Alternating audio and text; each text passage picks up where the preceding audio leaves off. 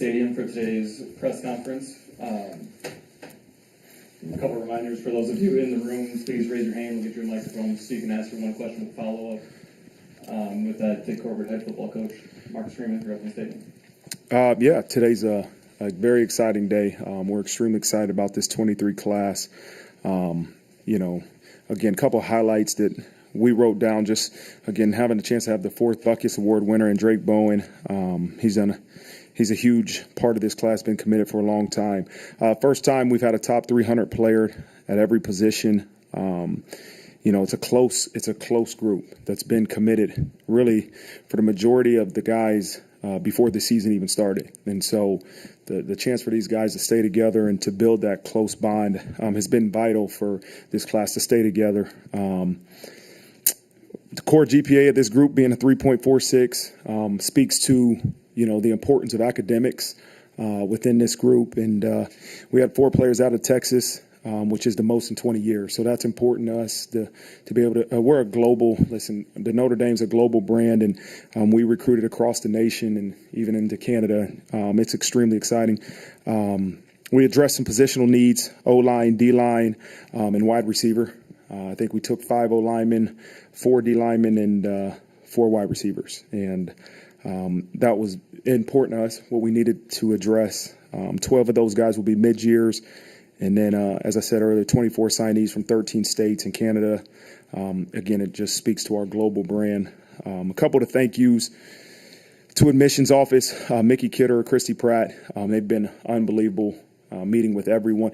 Every one of the guys we bring on campus has to do admissions meeting, and they've been unbelievable in being able to work with us in our schedules, which are unpredictable at times. Don Bishop, who retired, was very important into getting these young men admitted to this place. The academic staff, Adam Sargent, his staff, for all their work with our current student athletes and the guys we're bringing in.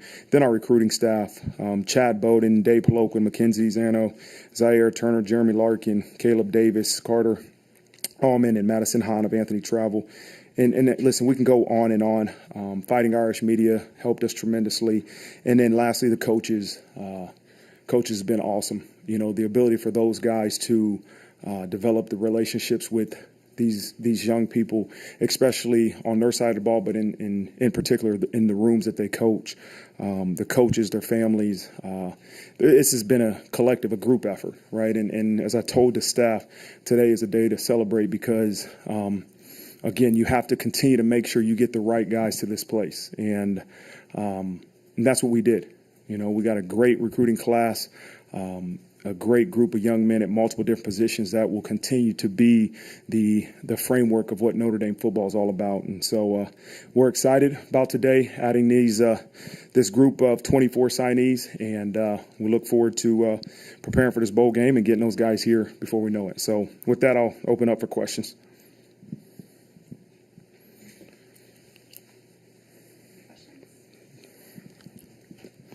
First this time. Second row on your right, Mike Burdino. Obviously, a lot of guys to be excited about who are coming. The fan base, the Twitter spheres. Federer will focus on the few that got away across the process. I guess, what is that like for your relentless group to process at the end? Is it a difficult thing to accept? And what advice, maybe guidance, would you have out there for people who might in your fan base who would be upset with anybody who did decommit? Again, we're going to focus on the ones that decide to come here, and it's important. We filled needs that we needed, important roles, important guys that we needed here. Listen, we're all competitors. We want everyone. If we could take 30 kids, 40 kids, I'm sure we would. But at the end of the day, you have to continue to sell what you believe attracts young people here, and that they have to make the decision to come to Notre Dame for the right reasons. And if it's not the best place for them, we have to be okay with that and really make sure we're just bringing in the right kids. You can't worry about the ones you didn't get. More so, you have to be concerned about the ones that you are bringing in. And at the end of the day, that's what's important. And I felt like we brought in the exact guys we needed, and we're extremely happy with this class. Second row on your left, Tyler James. Marcus Jeremiah Love brings a lot of talent to the field. I'm curious, what did you guys like about him, and what did it mean to you guys to get him in this class? Yeah, he's an extremely talented guy that's does multiple different things. You know, we wanted to address overall speed, and he's a track kid that obviously runs track, but also does a lot of the jumps, and he's plays multiple positions on both sides of the ball. Obviously, we're looking at him at the running back position, but he can do multiple things well. You know, he just brings a unique talent, I think, to our offensive side of the ball. Comes from obviously a great high school program in CBC there in St. Louis. And so we're a unique individual. That's the one thing about Jeremiah Love. He's very unique, great set of parents, and he's going to be a huge asset to this program. How have you seen the NIL conversations develop over the past year, and how do you guys sort of handle presenting that information to recruits? Yeah, that's it's a topic of discussion. We continue to let the recruits know that you're going to be able to capitalize off name, image, and likeness at Notre Dame as good or better than anywhere else you're looking at. And we believe that, and we'll continue to sell that. And if that's important to you and that's what attracts you to Notre Dame, then this is the place you'll choose. Front row on your right, John Bryce. Marcus, you referenced the fact that the majority of this class was committed before the season ever began. How much do you think that helped them stick together, and maybe how much is that the template moving forward as well? Yeah, it's important. I think it's a lot harder to decommit than it is to commit, right? And so we've always said that, like, if the earlier you can get these guys committed to Notre Dame, I think the better chance you have to signing them.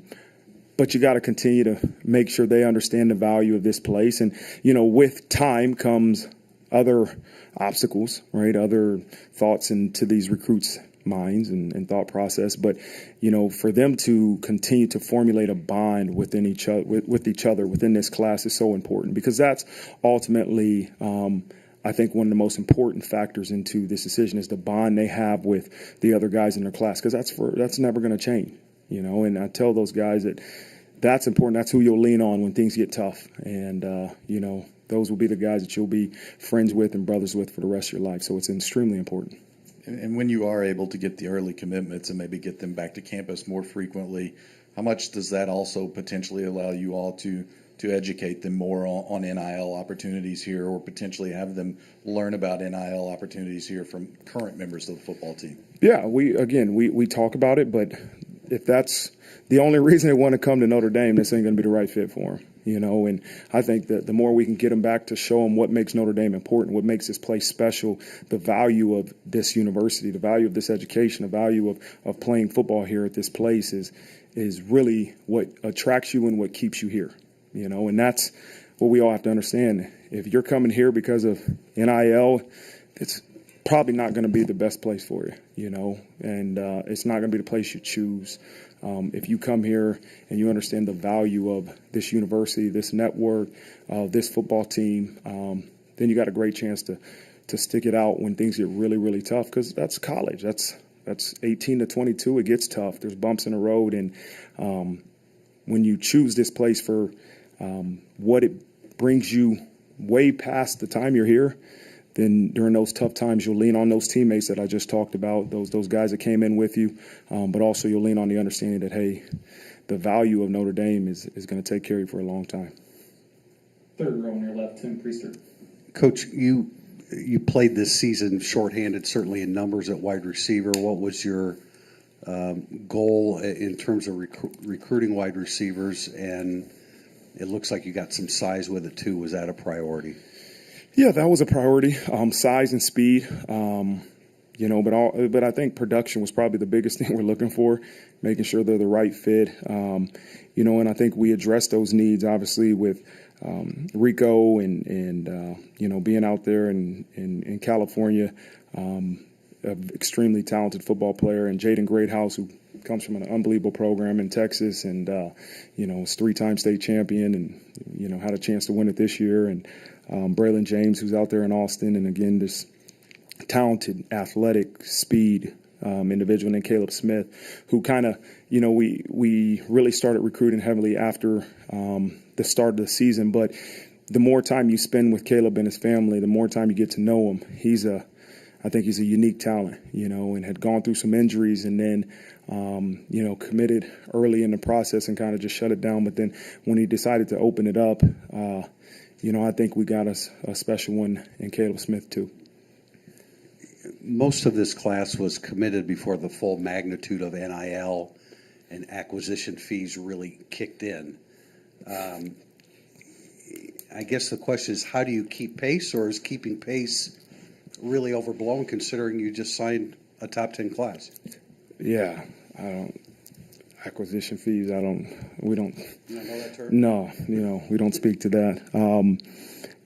Is it a part of recruiting? Yeah, because you discuss it. It's a topic of discussion. But in terms of acquisition fees, we're not going to get into that. We can't.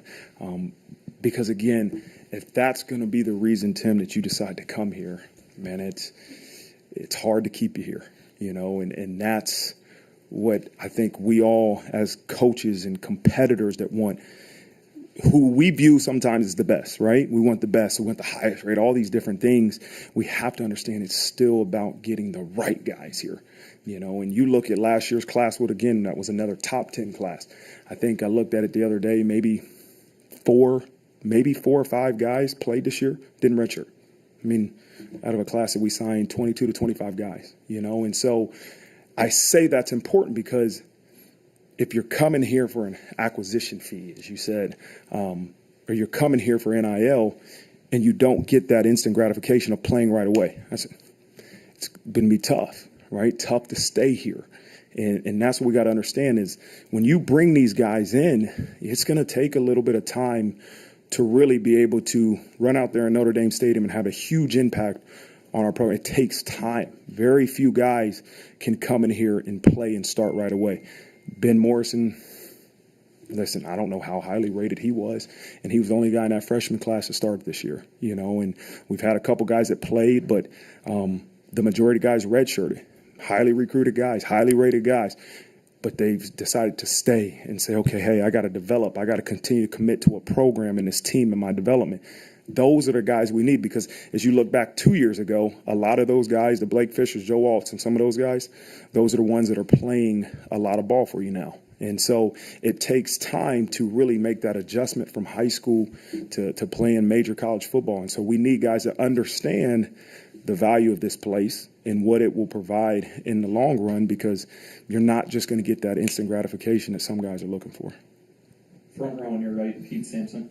Marcus, does this all create another thing that your staff has to evaluate in the sense of how important is NIL and this other stuff to you as a prospect? And is that a challenge? Because I would imagine for a lot of these families and prospects, when the recruiting process starts, they don't know how important it is because this is all new to everybody. Yeah, I think every kid you got to look at and say, okay, why did we get him or why didn't we get him? And that's something we'll do as a staff is say, okay, every recruit that signed here, why did we get him? What was important? Okay, the kids that we didn't get, why didn't we get them? What was important? What could we have done differently? The ones that decommitted, why did they decommit? What can we have done differently? And some of them we might have to say, it wasn't the right fit. It's okay, And some we got to look and say, we got to evaluate the way we're recruiting, what we're selling, how we got to the point where they didn't want to come here or they decommitted. And so I think if you don't learn from every kid that's committed or decommitted, you're losing a chance to grow. And that's something we're going to do.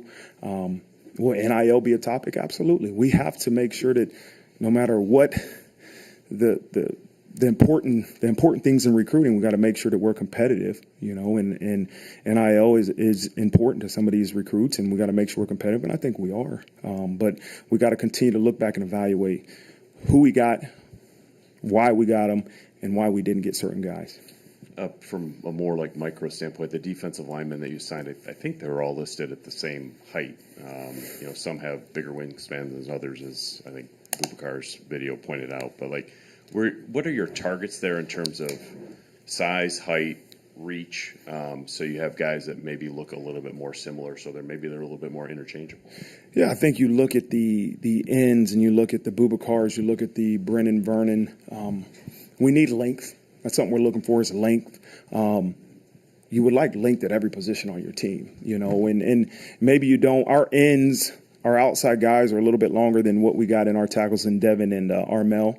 But again, you're always looking for length. That's important. But I don't think we sit here and say you have to have this certain arm reach. You have to be this certain height. Because as you said, I think they're all listed the same. When I see Brendan Vernon or Boubacar, I look and say, okay, they're a little bit longer than maybe Devin and Armel, but the skill sets are different also. What we're looking for those inside guys to be able to do is a different skill set than sometimes we look for those outside guys. Front row on your left, Patrick Angle. Marcus, this is to build off Pete a little bit, but now that you've been in this a full year and you did assemble this class kind of going all over the country, what did you learn about why the guys you did get did fit this place and why they did come in here like you talked about? Again, I think the guys that we got, man, they understand the value of Notre Dame. And it's twofold, right? They want to play the highest level of college football. We want ultimate competitors that want to play the best. They want to play the teams that we're playing. They want to play a global, national brand of football. And they want to be first-round picks in the NFL draft. But the other side of that is they understand they're going to have to really sacrifice in the classroom. They're going to have to study. They're going to have to do the difficult things that it takes to earn a Notre Dame education because they understand the value of that. And that's important that they understand that because, listen, you look at the guys that we have committed, very few are within driving distance, right? Drake maybe, but the majority of those guys are far away from home. And so when you decide to go to a place that it's far away from home, you travel over other universities, then you have to understand the value that this place brings you and provides you. And that's in the present, but also in the future, long after you're done. And then on the corners, what do you feel like you have there in Christian and Micah, especially kind of the maybe different skill sets with Christian being kind of a long guy and Micah being, I'm guessing, the fastest player in the class? Speed. Yeah, he's fast, man. Both unique individuals. Corners are all different, from Mike Mickens to Micah Bell to Christian Gray, just unique individuals. But, Micah Bell, some of his track times are crazy. He is fast, and he plays on both sides of the ball, makes big plays on both sides of the ball. He could easily be on the offensive side of our team. And, he is a really good football player from down there in Houston. And Christian Gray, as you said, the length, the athleticism, the competitiveness that he brings to that position is something I think will translate right here to Notre Dame, and he'll fit right into that room. So extremely excited for both of those two. Front row on your right, Eric Hansen. Hey, Coach. Obviously, with Drake Bowen, you get the Butkus Award winner, but it seems like his value to this class goes way beyond that in terms of kind of going above and beyond just being over here all the time talking. Can you speak to that on what you saw in Drake Bowen beyond just his skill set? Yeah, I think what attracted Drake to you was the best player in Indiana, which obviously won Mr. Football in Indiana, right? And then you see his film and you see his work ethic. You meet his family. You say, okay, this is a Notre Dame kid, man. He's going to be great. Obviously, I was recruiting him last year as a defensive coordinator.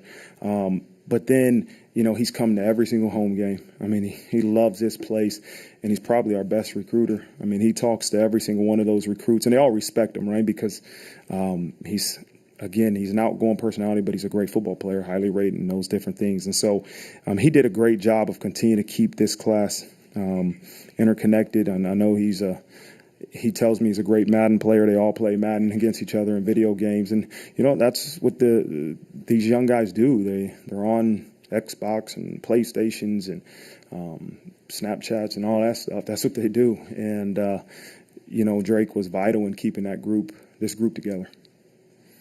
And then with now that you know who's definitely in, who's definitely out, and you've done some shopping in the portal, has your portal shopping list changed at all since December 5th as you've kind of gone through the evaluations and so forth? No. In terms of positions? Yeah, no. We've always said if we're going to get somebody out of the portal, they have to be somebody we know that can come in and make an immediate impact and really help this football team win games right away. High school, in high school kids, you don't know, right? You don't know who's going to be able to come in and help you right away.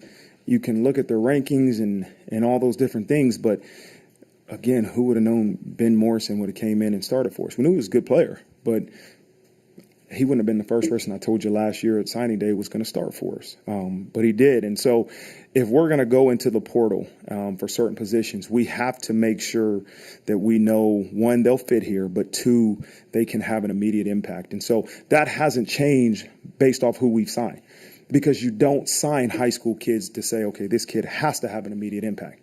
You hope some of them do, but you don't know. And so when we go into the portal, we're saying these guys have to have immediate impact for this football team.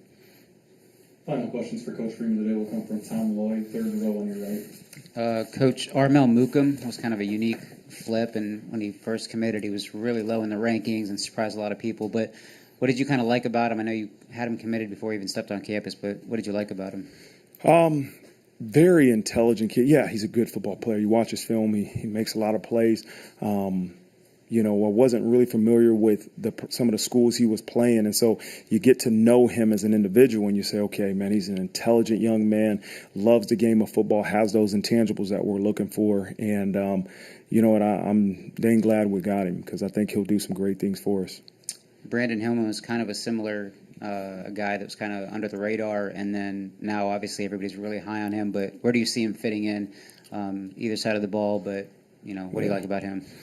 I think we'll let the coordinators kind of, wrestle this one out and figure out, what side of the ball he's on. But, Brandon does, he can make plays on the offense side with the ball in his hand as a quarterback, wide out, defense side of the ball being a safety. He is a physical ball hawking on defense, punishing, make plays on offense.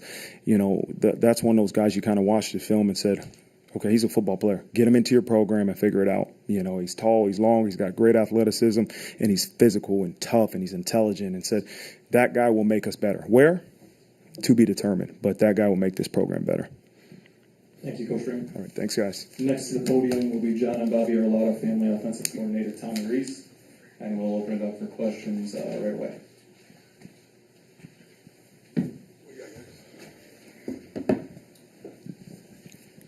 First question will be on your second row on your left, Tyler James. Tommy, quarterback recruiting went into the season for you. How was it balancing trying to get a quarterback into the class, and then what did you find in Kenny Minchie? Yeah, quarterback recruiting is an imperfect science. We're thrilled to have Kenny and his family be a part of Notre Dame. I think we went into the offseason last year with a group of guys that we were interested in, and Kenny had camped with us, so there was a relationship that was built there early on. Obviously, the ecosystem of the quarterback room is very important to us, and that's something we're trying to uphold.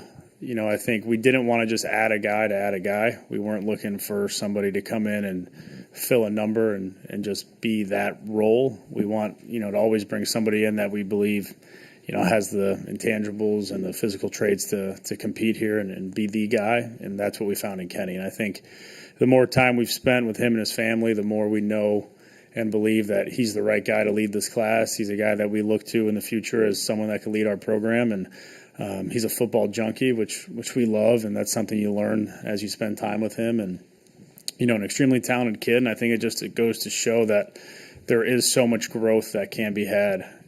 People aren't finished products as sophomores or juniors in high school, and as you continue to evaluate and watch film and get around people, you find the right fit. And, that's something I think, more now than ever is the evaluation process in recruiting has to be at a premium. You can't stop evaluating junior year. You can't stop evaluating because a kid's ranked highly or ranked lowly. You got to really dig and find the right people and find the guys that fit, what you're trying to do with your program and your scheme. I know you value offensive linemen. What was it like to see Coach Easton get back into recruiting, and then what the guys you guys were able to accumulate on that offensive line group? Yeah, I think the group of five we got personify what Coach Easton's looking for in an offensive line class and in individuals. I think having direct flights from Charlotte to South Bend helps tremendously with two of them. But you get around each guy, and then you really get around the families of each person, and you start to get a sense of exactly what it means to be an offensive lineman at Notre Dame and the character it takes, the mental makeup it takes. Obviously Coach's success here has been well documented and well earned with the production he's had and the players he's developed. And you look at the mental makeup of these five and what they're about, and they fall right in line with what we're trying to build as a culture in that room. And it's great to see him spend time with those guys, and he lights up and gets all excited. And they're the right kind of guys for Coach. And we're excited to get him here. We're really excited to get him here. Nice blend of the Midwest. And then obviously getting down into Carolina and being able to reach some areas there for him. Front row on your right, Pete Simpson. Tommy, with the numbers at receivers class was obviously a huge boost for that. How important was it to just get more guys in the room? And then also, I don't know if there are like player comparisons for some of them, or skill sets that, hey, Braylon reminds me of X, or Jaden reminds me of Y. Yeah, first, I appreciate the Christmas plaid. There's not enough. We got the red and the plaid going. So, yeah, look, I think any position, we're not trying to fill spots, right? We're not in the business of filling up so that we get a nice article written about us, or filling up so that people can be excited. Like, we want the right people and the right players. And like, I remember watching Jaden Greathouse his sophomore year and being like, gosh, what an unbelievable player as a young kid. He'd be great to coach. And I watched him with a kid that doesn't even work here anymore, Pat Kramer, 3 years ago. I remember watching Rico Flores, because there were some other guys out there, and in my head being like, gosh, I hope we can reach this kid, all the way out in Sacramento, and we did. So I think, and then obviously with Braylon and KK, we were able to build relationships, throughout the process. But we're not about filling spots or filling numbers or having bodies. Like, we want guys that can come in here and compete. And we truly believe that if you can add competition to any room, that's only going to whittle out the guys that can't make it, and it's going to raise the level of everyone else in the room. You look at the rooms that have been really successful at that position. You look at Bama a couple of years ago, they have all those first rounders, right? And you have Ohio State where they got all these first rounders that are pushing each other. And that's the culture that we're trying to build. And I think Stuck's done an unbelievable job of having real authentic relationships. I think he's done an unbelievable job of bringing in talent into a room that is able to push one another. And I'm excited to see where it goes. To the second part of your question, like, I'm not a huge player comp guy. I think you look at Greathouse and you look at Reek and you look at two guys that are pretty polished, right? Like, guys that physically are probably able to come in and from a strength standpoint compete. Guys that understand the nuances of running routes, have a natural feel to them. You look at guys like Braylon, where a little bit like Tobias, like very high ceiling, long rangey, can run. Has a great frame where you look like, hey, he's going to add 10, 15 pounds. He's going to be a physical, presence on the outside, but has the speed to really play out there. And then you look at KK and like the smoothness in which he plays and the speed in which he plays is very deceiving. Like, you will go watch his senior stuff and you're like, wow, this kid really slipped through the cracks, because he's a national recruit that, again, Stuck did an unbelievable job of having a relationship with him from his previous stops and was able to keep that going. And so I think you have a great blend of polish, you have a great blend of upside, you have a great blend of size and speed, and the one thing that I remember McNulty used to always say this, like, wide receivers still need to catch the ball. And you look at guys that can't catch, they have trouble playing the position. And, we had live evaluations on all these guys throughout their career, and you're able to see guys that can catch the ball outside the framework of their body, have strong hands, have catches in traffic. And at this level, that's going to be critical to having success. And to follow up on Chancey, I think you had high hopes for him as a recruiter when he came in as a coach. Like, what could you just sort of describe the job he did over the cycle, and is there something to be taken away? Like, you got three guys from Texas where he actually had some previous experience. Like, now that he has previous experience everywhere, like, that would bode well for the future with him. Yeah, Stuck's got that personality, man, where he can kind of walk in and immediately make a connection with somebody regardless of where they're from or their background. Like, he's pretty impressive when he gets around families, and you all have spent a little bit of time with him, and he's just got an infectious way about him, really positive, really upbeat. So yes, it's unique because he was coming from Texas. He had a great relationship, but I think he's just a relationship driven person, and wherever he goes, whatever, family he, meets and builds builds time with, he's going to have that. And yeah, we pulled 3 kids from Texas this year, but we could be in the East Coast next year, and he's going to be able to have that because he's an authentic person. He cares about them for the right reasons, and he just has that energy and personality that he can really go into a room and create such a positive outlook. And I think, look, he played, and he wasn't a first-round pick. He was a guy that made it and played and had a good career in the NFL by doing things the right way. And I think players really resonate with that. And you see the development our group on our current roster has had throughout the season that I think it's only going to get better for Stuck moving forward. Third row on your left, Tim Priester. Tommy, obviously, Jeremiah Love gives you versatility at the running back position. I have a feeling you're not going to win the battle for Hillman, but he would give you that versatility as well. But how important in today's game is that to have a running back that can also be a significant contributor in a passing game? Yeah, I think it's critical. Some of the decisions you have to make throughout recruiting are about your current roster, right? And now with the portal more than ever, you're kind of in a guessing game about your roster. So, for us, Jeremiah is a huge priority. There's a lot he can do. We have a really good running back room right now, but that doesn't mean Jeremiah can't play early, because you look at a guy that can help you in other assets of the game. He has a trait that again, Coach Freeman talked about, and that's speed. That's something we were very eager to add. He has shown the ability to play outside and from the backfield. Obviously Coach Pingle and his staff down at CBC do a great job offensively. They move him around. They do things to put him in positions to have success. And Jeremiah was somebody that was critical to this class because of the speed, because of the versatility, and because we felt like he was the right kid to come into the room and knows how to compete and work hard. I asked Coach Freeman about the size of the receivers, and he said speed, and of course that's critical. But when you look at your receiver room with Merriweather, Colsey, Thomas, maybe even a grad transfer too at that position, how important is that? And then secondly, you continue to add quality tight ends to the equation. You're losing obviously a legendary one, but that tight end room is still pretty good. Yeah, the first part, look, we just want guys that can produce. I think,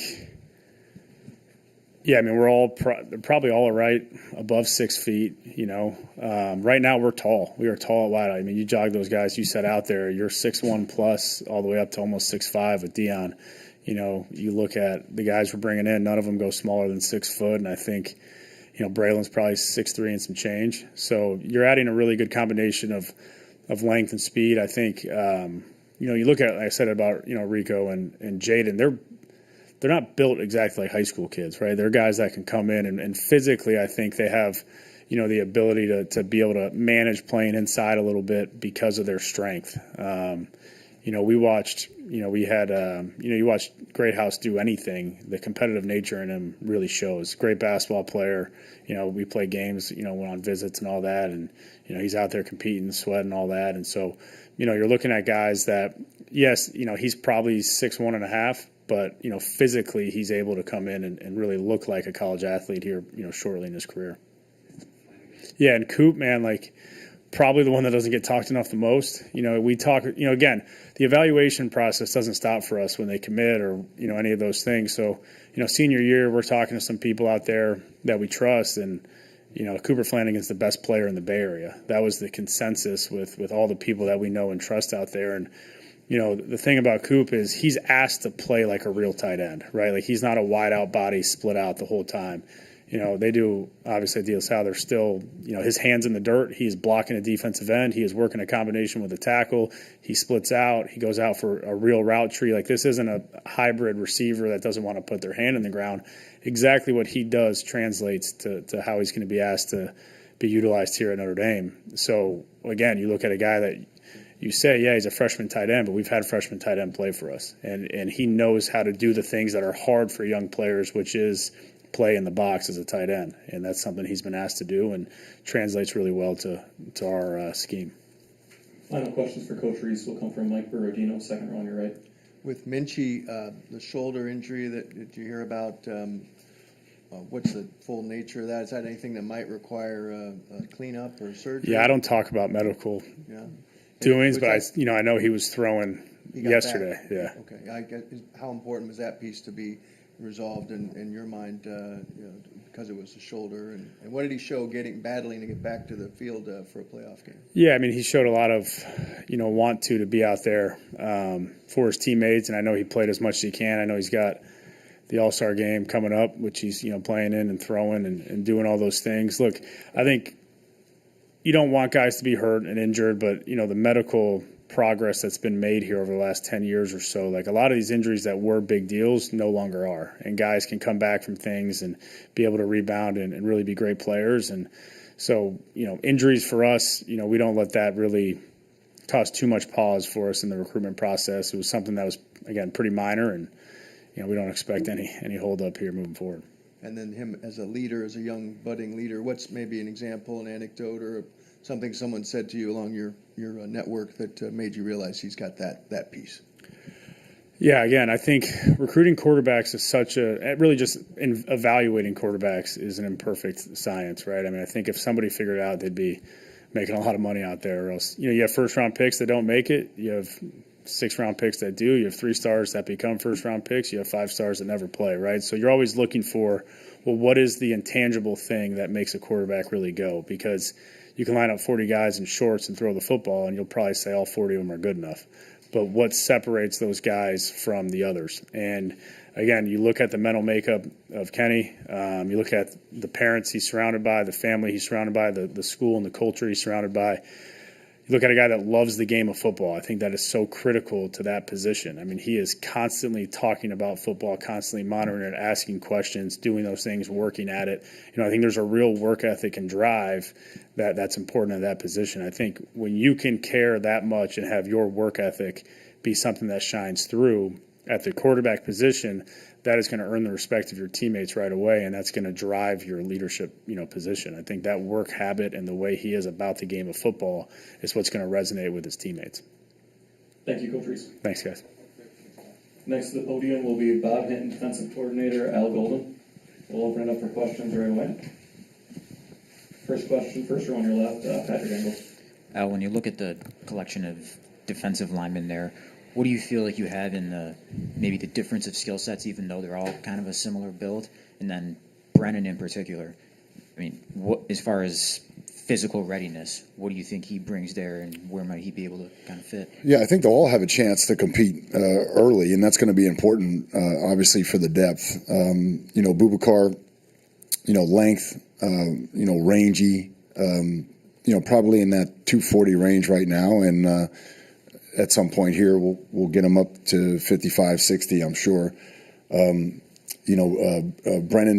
brings, physical assets. He's strong. He's tough. He's a competitor. Devin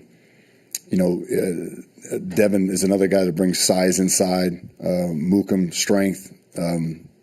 So again, just overall, I'm excited about that group and anxious to get them here and get them going. And then at corner, when you add these 2 guys, if Micah doesn't end up on defense, what do you feel like you have when you bring those 2 into the room that really seem to make some progress this year with the guys who were here? Yeah, well, Christian first, just a great mentality, great attitude, competitor, just really one of the backbones of this class. Never wavered. Unbelievable relationship that he and his family forged with our staff here and Coach Mickens and Coach Freeman. So really excited about his prospects and the ability for him to make an impact early. And then Micah, the speed, that's hard to find. Really, really hard to find. I think in a lot of ways, he could play corner, he could play nickel inside. I'm sure Coach Mace is going to try to get him to return kicks and punts. But really just a kid that is one of the faster kids in this class overall. Front row on your right, Pete Sampson. I was interested like what you were prioritizing at linebacker with the nature of the game now. Like it's not 4-3 all the time. It's 4-2 nickel type stuff. So like what were you looking for in terms of skill sets and what did you see in Jaden and Drake? Yeah, I think the biggest thing in that group is you're looking for 4-down players, guys that can obviously play the 3 downs on defense and then also on special teams. And I think, all three of those guys have a chance to do that. Length is important, because you want to have the ability to play multiple fronts. And I think that's one thing that, with Jalen Sneed and Ziegler coming on, you're starting to see, more length in that room. And that will give us the ability to transition some of those guys, to a different look on second and long or third down. And obviously, with Drake and Zint, they definitely can do that. And Jaden has shown that he can be a really good sub linebacker too. So really excited about that room in general.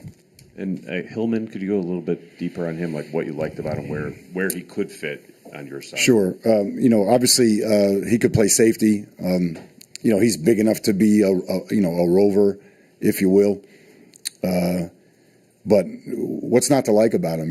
He's a team captain. Again, anytime you can get a quarterback, you're basically, you're basically taking a player that his high school coach has already deemed him good enough to give him the keys to the car, right? So, again, if that high school coach and their staff, careers and success depend a lot on that quarterback. So when you make that guy your leader and make him the face of your program, that says a lot about me. And then when you look at the competitive nature of the kid and his makeup, and just the type of family background he has, I'm really excited about him. Second row on your left, Tyler James. Al, with this being your first year back in college football, I'm curious, since the last time you were recruiting, how different or how similar is the recruiting process? I don't know. I don't know how different it is. Obviously, the portal's made it, a little bit of an impact. There's no doubt about that. And we're not immune to the irregularities of recruiting or, some of the sideshows that go on with recruiting. I think, but what's nice about recruiting at Notre Dame is you try to, for the most part, you're attracting a pre-qualified kid. You're attracting a kid that wants what you represent. And I could say, that part of it's been great, to be able to go out on the road and represent that and the values of the university, and obviously the tradition of the program, and an unbelievable education. So all of those things really help you on the recruiting trail, and who you are is who you attract. And I think for the most part, we're excited about that, bringing the kids in that really want what we offer. And the other safeties you have, Schuler has been committed for a long time, and then Ben Minnick, you guys sort of targeted this summer. What do you like about those two guys? Yeah, well, again, a lot of these guys, I think I mentioned it with Hillman playing offense. So for Adon, leading his team to a state championship a year ago, something that's never been done at the school, or at least in quite some time. But I'm pretty sure Coach Smoke said it hadn't been done in forever, which is great. And but I had a chance to watch him practice, live in the spring. And then here's a guy like Hillman who's, he's playing Wildcat quarterback on offense. And so really excited about, all these guys can strike. They're really a physical group. And Adon, obviously, really physical player and a competitor. Ben Minnick, I had the good fortune of seeing him play live early in the year. And, he had a fake punt. Had some great tackles in the open field on defense at safety, game-catching touchdown with seconds remaining in the game on offense. So, again, just a really, really smart player that's physically tough and just versatile. And you love those guys that can play multiple positions. So, again, that group, can't wait for them to get here. Last call for questions for Coach Golden. All right, thank you, Coach. All right, guys. Hey, have a great Christmas, everybody, okay?